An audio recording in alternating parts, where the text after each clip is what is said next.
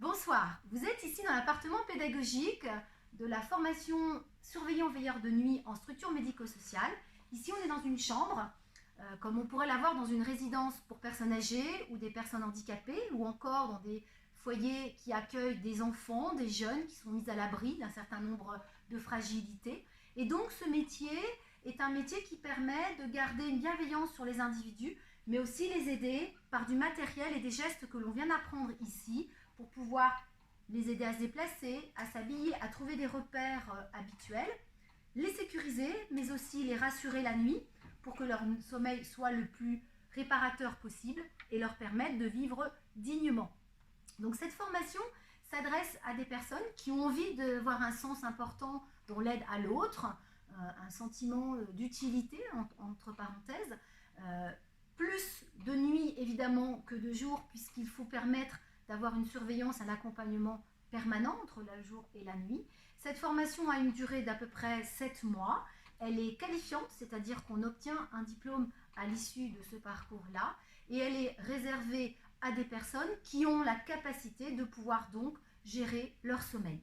Alors pour y rentrer, il suffit de postuler tout simplement. On peut être quelqu'un qui a déjà une expérience dans le métier, on a fait des remplacements ou bien on a travaillé de jour mais jamais de nuit et on a envie d'aller un petit peu sur le monde de la nuit qui est un monde plus calme, plus tranquille, où on a un rythme de travail qui est très très différent et plus de disponibilité aussi auprès des résidents. On peut aussi être une personne qui n'a pas du tout expérimenté ce secteur d'activité, mais qui souhaite avoir un rythme de travail plus ralenti, ou en tout cas un choix de temps de travail diminué pour avoir d'autres disponibilités à côté, et justement pouvoir aussi s'occuper par exemple de ses proches, de sa famille, donc être en horaire décalé et permettre cette possibilité-là.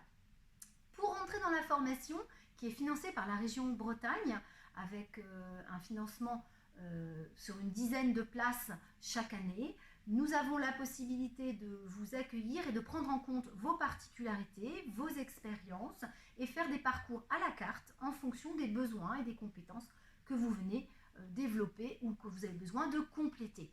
Cette formation en alternance a l'avantage d'être très appréciée par le milieu professionnel, puisque nous avons des partenaires qui régulièrement nous recrutent des salariés ou des stagiaires de la formation qui ont besoin d'être en remplacement régulier ou en poste permanent.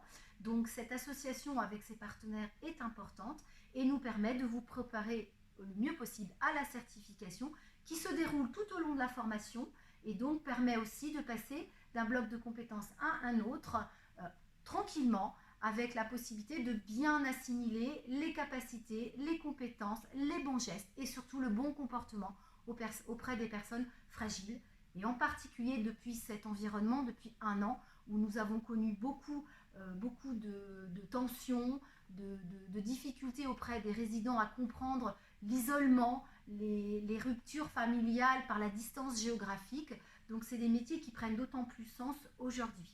Le recrutement, j'en reparle encore un petit peu parce que actuellement, je sais qu'il y a énormément besoin de recruter des gens de nuit. Les employeurs peinent à trouver des professionnels.